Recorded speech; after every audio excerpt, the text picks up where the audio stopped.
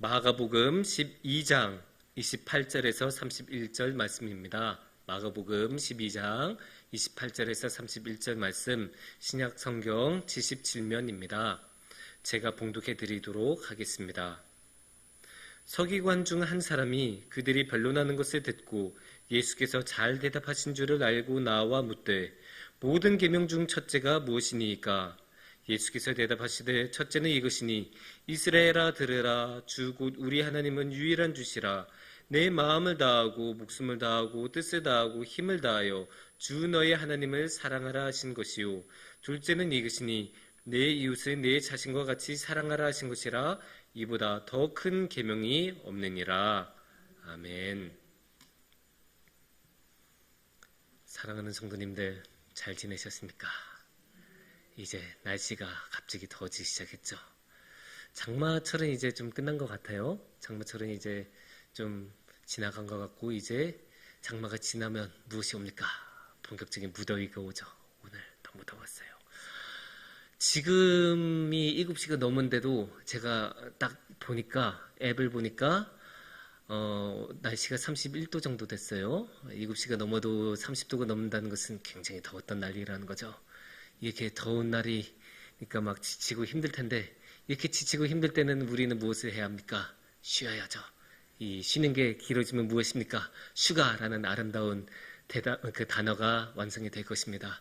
그래서 장마철이 지나면 무더위와 함께 보통 휴가철이 옵니다. 그래서 지금 인천공항에도 많은 사람들이 몰려가고 있고, 또 시내에서 그만큼 사람을 찾기가 어려워진다고 해요. 그만큼 많은 사람들이 휴가여서 휴가철을 즐기기 때문입니다. 이 휴가철에는 우리가 보통 무엇을 많이 합니까? 방금 전에 정답이 나왔죠? 왜 인천공항을 갑니까? 여행을 가려고 해서 그렇죠. 그래서 휴가철에는 여행 많이 가는데, 우리 성도님들은 이번에 휴가철에 어디 여행 가신 계획이라도 한번 세우셨습니까? 근데 우리가 알다시피 이 여행을 잘 가려면 계획을 잘 짜야 돼요. 그냥 아무 생각 없이 여행으로 딱 갔다가 괜히 막 고생만 하고 몸만 힘들고 돈은 돈대로 다 쓰고, 근데 하나도 안 즐거운, 집에 있는 일만 못한 그런 상황을 맞이할 때가 있습니다. 그래서 잘 계획을 짜야 되는데, 그 계획을 짜는 건 항상 힘들어요. 왜냐면 우리는 하고 싶은 거는 많은데 언제나 시간과 돈은 제한되어 있기 때문입니다. 돈하고 시간이 이렇게 많으면 그냥 뭐든지 대충 다 하면 될 거 아니에요. 그러면 힘들지가 않은데, 보통 그렇게 무한하지 않기 때문에 정말 가장 좋은 것, 가장 원하는 것을 우리가 잘 생각해 봐야 됩니다. 그래서 계획을 잘 짜야죠. 그리고 이렇게 계획을 잘 짜는 데는 가장 중요한 것이 우선순위를 어디에다 두는 것일까입니다. 그러니까 예를 들어 이번 여행은 우리 다른 거 안 하고 맛있는 거 먹는 거에만 초점을 맞추자. 그러면 코스도 다 맛있는 거 먹을 수 있게 다 이렇게 짜겠죠. 또 이제 어떨 때는 이번에는 박물관 위주로 가보자 하면 박물관이 많은 도시로 우리가 여행을 가게 될 것입니다. 이런 식으로 우선순위를 우리가 잘 생각해 놔야 그 이후의 계획도 잘 짤 수 있고 여행도 성공적으로 할 수 있을 것입니다. 그런데 우선순위는 여행에만 중요한 건 아니죠. 우선순위를 잘 정하는 것은 항상 중요해요. 일하는 데 있어서도 우선순위가 중요하죠. 그래서 가장 중요한 것, 가장 쉽게 해결할 수 있는 것들부터 딱딱 처리하는 게 일을 잘하는 비법 중에 하나일 것입니다. 공부에도 우선순위를 잘 정하는 것이 중요할 거예요. 심화과정부터 시작하면 그거를 풀 수 있겠습니까? 아니죠. 아주 차근차근 기초부터 이렇게 공부를 해놔야 심화과정까지 해결을 할 수 있을 것입니다. 신앙에서도 다르지 않습니다. 신앙에서도 우선순위를 정하는 것이 중요합니다. 그래서 우리가 하나님을 잘 믿고 신앙생활을 잘하는 것이 중요할 텐데, 또 신앙생활에서는 지켜야 되는 것이 너무 많잖아요. 그래서 우리가 그 많은 것들 중에서 무엇을 우리가 우선순위로 지킨 것이 중요할까? 한번 이 시간, 오늘의 말씀을 통해 함께 생각해보는 시간을 가졌으면 좋겠습니다. 오늘의 말씀은 마가복음 말씀입니다. 그래서 마가복음에서 예수님께서 어떠한 서기관하고 대화하는 모습을 우리가 볼 수 있는데요. 특히 28절로 이렇게 시작이 됩니다. 28절에서 서기관 중 한 사람이 그들이 변론하는 것을 듣고 예수께서 잘 대답하신 줄을 알고 나와 묻되 모든 계명 중에 첫째가 무엇이니까? 이렇게 말씀이 진행이 되는데 한번 이렇게 상상하시면 좋을 것 같아요. 원래 예수님은 여러 사람들하고 이렇게 대화를 나누잖아요. 공개적으로 많은 사람들 앞에서 이렇게 대화를, 예수님이 오늘도 이렇게 열심히 대화를 하는데 그중 어떤 서기관이 이렇게 딱 보고 구경하고 듣더니 야, 저분 참 말씀이 기가 막히신데 내가 저분한테 가면 뭔가 얻을 수 있을 것 같아. 그런 생각을 하면서 딱 예수님한테 갔어요. 그래서 예수님한테 가서 예수님, 계명 중에서 제일 중요한 게 무엇입니까? 이렇게 물어봤어요. 계명이란 말을 우리가 사실 일상적으로는 잘 사용하지 않는 말인데 계명이라는 것은 종교에서 이제 가장 중요한 법이나 지켜야 할 것들을 이제 말한 거예요. 근데 이 질문은 사실 오늘 우리의 주제 우선순위를 정한 거에서도 굉장히 알맞는 질문이기도 하고 또 실제로 우리에게도 굉장히 도움이 되는 질문이에요. 왜냐? 성경에는 특히 구약 성경에는 200개가 넘는 계명들이 있어요. 그 계명들을 우리가 다 어떻게 외우면서 살아가겠어요? 힘들잖아요. 그러니까 그 중에서 제일 중요한 것, 가장 우선순위로 삼아야 되는 그 계명부터 우리가 지키도록 노력을 해야 하겠죠. 그래서 이 서기관의 질문, 무엇이 가장 중요한 계명이냐라는 것은 우리에게도 너무나 유효하고 중요한 질문입니다. 여기에 대해서 우리 예수님께서는 어떻게 대답하시냐면 29절에서 31절까지 말씀으로 이렇게 대답을 하십니다. 29절을 보시면 예수께서 대답하시되 첫째는 이것이니 이스라엘아 들으라 주 곧 우리 하나님은 유일한 주시라. 30절 말씀 보겠습니다. 내 마음을 다하고 목숨을 다하고 뜻을 다하고 힘을 다하여 주 너의 하나님을 사랑하라 하신 것이요. 31절 둘째는 이것이니 내 이웃을 내 자신과 같이 사랑하라 하신 것이라. 이보다 더 큰 계명이 없느니라. 이렇게 예수님께서 대답하셨어요. 예수님께서는 일단 하나님이 진짜 하나님이다, 유일한 하나님이다 딱 못을 받고 나서 그 다음에 이제 어떻게 해야 되는지를 말씀하세요. 근데 사실 이게 좀 특이하지 않습니까? 계명 이야기를 하는데 무엇이 제일 중요한 계명, 우선순위로 삼아야 되는 계명이냐 물어보는 가운데 갑자기 하나님은 유일한 하나님이시다라고 대답을 예수님께서 하고 있어요. 사실 좀 뜬금없잖아요. 하나님이 유일한 분이시라는 것 우리 다 알고 있는 사실이기도 하고 이거는 계명하고 상관은 없는 내용이잖아요. 그러면 예수님께서 이 말씀을 왜 하셨을까? 이 말씀하신 이유는 사실 굉장히 간단해요. 이 대답 29절에서 31절까지의 말씀은 예수님께서 스스로 즉석에서 생각해내신 말씀이 아니에요. 이 말씀들은 원래 있던 말씀이에요. 구약 성경에 원래 있던 말씀이에요. 우리가 신명기 6장 4절과 5절 말씀을 일단 먼저 같이 보겠는데요. 이스라엘아 들으라 우리 하나님 여호와는 오직 유일한 여호와이시니 너는 마음을 다하고 뜻을 다하고 힘을 다하여 내 하나님 여호와를 사랑하라. 여기서 분명히 하나님이 유일한 분이시다 나오고 이 구절도 똑같이 나오고 그 뒤에 어떻게 해야 되는지의 말씀까지도 굉장히 비슷하게 나오고 있어요. 5절 말씀도 우리가 죄송합니다. 5절이 아니고 31절 말씀도 우리가 구약 성경에서 발견할 수 있는데 레위기 19장 18절 말씀을 보면 우리가 알 수 있습니다. 원수를 갚지 말며 동포를 원망하지 말며 내 이웃을 사랑하기를 내 자신과 같이 사랑하라. 나는 여호와이니라. 여기선 분명히 예수님이 구약 성경에서 내 이웃 사랑하기를 내 자신과 같이 사랑하라. 여기서 이웃을 사랑하라라고 말씀하고 계시죠. 그것을 본받아서 예수님께서는 이웃을 사랑하라라고 31절에서 말씀하고 계십니다. 여기서 우리가 생각해 봐야 되는 게 구약 성경에 엄청나게 많은 말씀이 있잖아요. 그 많은 말씀 중에서 예수님께서는 구체적으로 딱 두 구절, 제일 중요한 계명이 무엇이냐라고 말씀하셨을 때 이 두 가지 구절을 고르셨어요. 아무 말씀이나 고르시는 게 아니겠죠. 정말로 의도를 가지고 이게 정말로 중요하다라는 그런 확신을 가지고 예수님께서 고르셨어요. 그리고 이 두 가지 말씀 여기에 공통적으로 있는 게 무엇이죠? 사랑입니다. 그러면 우리는 확실히 알 수 있는 거예요.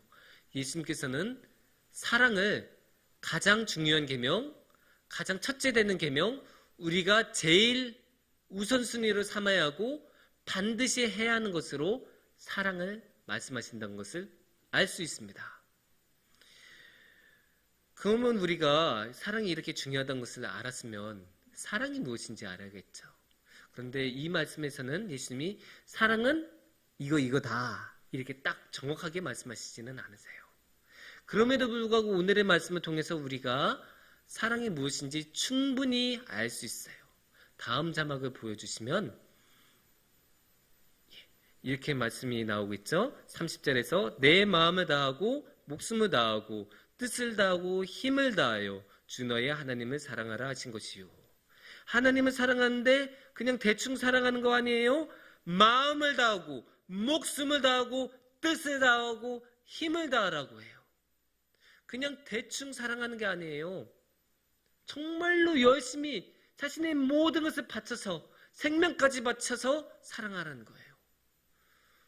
그 청소년들 사이에서 지금도 그런지는 모르겠어요. 근데 제가 고등학교 다닐 때는 그 투투라고 해서 22일이 되면 기념일이라고 해요.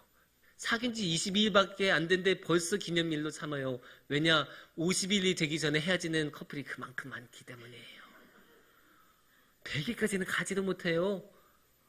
그러니까 이렇게 대충 하는 사랑이 많은데 하나님께서 말씀하시는, 예수님께서 말씀하시는 사랑은 이런 대충 하는 사랑이 아니에요. 취미로 하는 사랑이 아니에요. 그냥 한번 해볼까 맛보는 그런 사랑 아니에요.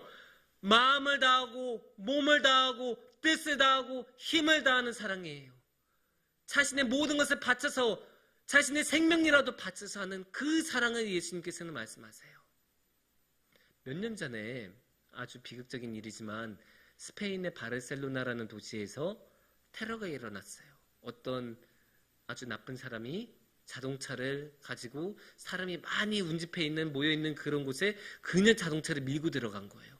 그러니까 그 상황에서 얼마나 많은 사람들이 다치고 목숨을 잃었겠습니까?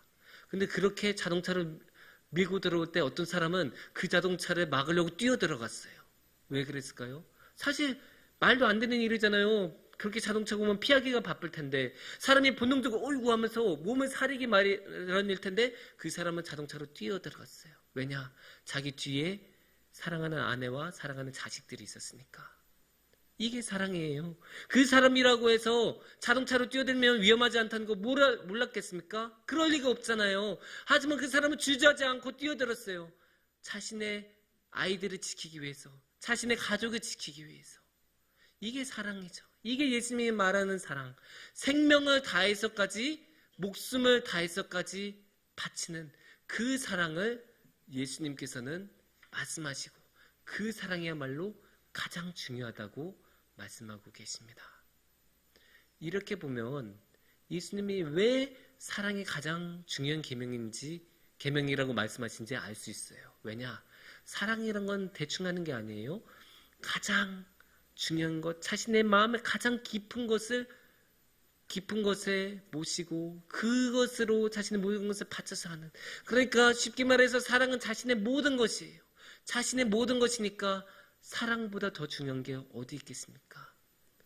자신의 모든 것을 드리지 않는 신앙이라는 게 의미가 있겠습니까? 하나님을 위해서 열심히 이렇게 일하다가도 저 지금 바빠서 저기 좀 가볼게요. 이런 게 신앙이라고 할 수 없잖아요. 하나님에 관련된 일이라면 만사제쳐주고 하나님 앞으로 나아가는 것, 그게 사실 신앙의 모습이죠. 그게 어떻게 일어나냐? 사랑으로. 하나님께서 주신 사랑, 우리가 하나님을 향한 사랑, 그 사랑으로 우리가 신앙을 그렇게 할 수 있는 거예요. 우리가 이 사랑에 대해서 생각을 할 때 사실 사랑이 왜 이렇게 중요한지를 더 쉽게 깨달을 수 있는 방법이 있기는 있어요. 그거는 한번 이 세상에 사랑이 전혀 없다고 생각을 해보는 거예요. 그게 한번 상상해 보는 거예요. 이 세상에 자식과 부모 사이에도 사랑이 없고, 부부 사이에도 사랑이 없고, 친구들 사이에도 사랑이 없고, 그냥 사랑이 아예 없어진 그런 세상 한번 생각해 보면 어떨까요? 근데 그런 세상 생각보다 쉽게 발견할 수 있어요. 어디서 볼 수 있냐? 뉴스만 보면 거의 그런 이야기만 나오죠. 정말로 극단적인 이야기들이 많이 나오잖아요. 유산 때문에 부모하고 자식이 어떤 일을 하고, 또 이웃끼리 아주 사소한 일 때문에 그렇게 싸우고. 굉장히 극단적인 결과까지 나오는데 왜 그러냐? 대부분 사랑이 없으니까. 그 극단적인 것까지 가는 것을 참지 못하고 막지 못하는 거예요. 이게 어떻게까지 심해지냐? 사람은 정말로 미워하게 돼요. 근데 그냥 미워한 게 아니라 아주 이유 없이 그냥 그 사람이 누군지 정확하게 알지도 않은 채 그냥 그 사람의 요소 하나만 가지고, 그러니까 쉽게 말해서 저 사람은 외국인이니까, 저 사람은 피부색이 뭐 어떠니까, 저 사람은 어느 지역 출신이니까, 저 사람은 남자니까, 저 사람은 여자니까, 이거를 요새 뭐라고 표현하면 혐오라고 합니다. 이 혐오가 우리 사회에 지금 얼마나 심한지 몰라요. 너무너무 심해서 사회가 정말로 분열이 되기 직전까지 올 정도로 우리의 사회는 너무나 심한 혐오에 시달리고 있고, 이 심각한 상황은 사랑이 아니면 해결이 안 돼요. 아무리 법을 잘 세우고 아무리 제도를 잘 정비해도 결국은 사랑이 없으면 이 혐오를 이겨낼 수 없어요. 왜냐? 사랑이 없는 곳에는 이런 폭력과 어둠과 미움과 혐오가 자리를 잡기 때문이에요. 그래서 혐오를 밀어내고 다시 아름다운 함께 사는 세상을 만들 수 있는 것은 사랑밖에 없습니다. 그만큼 사랑은 너무나 소중하고 중요합니다. 그런데 여기서 제가 여러분들에게 꼭 말씀드려야 되는 것은 사랑이라고 해서 다 같은 사랑이 아니고, 예수님께서는 오늘의 말씀에서 분명하게 무엇을 사랑해야 되는지 사랑의 대상을 보여주셨다는 것입니다. 30절 말씀을 우리가 다시 보시면 좋을 것 같은데요. 30절 말씀에서는 이렇게 다음 자막에서 이렇게 나오죠. 30절 말씀에서 누구를요? 주 너의 하나님을 사랑하라 하신 것이요. 함께 이 부분만 읽어볼게요. 주 너의 하나님을 사랑하라 하신 것이요. 그리고 31절 말씀을 같이 보겠습니다. 둘째는 이것이니 내 이웃을 내 자신과 같이 사랑하라 하신 것이라. 그러니까 너무나 분명히 말씀하시죠. 하나님을, 이웃을 사랑하라. 제가 이 말씀을 왜 드리냐?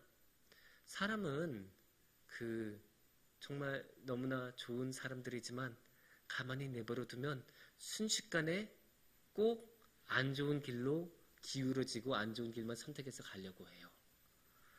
그래서 조금만 그냥 자유로 두고 내버려 두면 어느샌가 하나님을 사랑한 게 아니라 다른 엉뚱한 것을 사랑하고 있어요.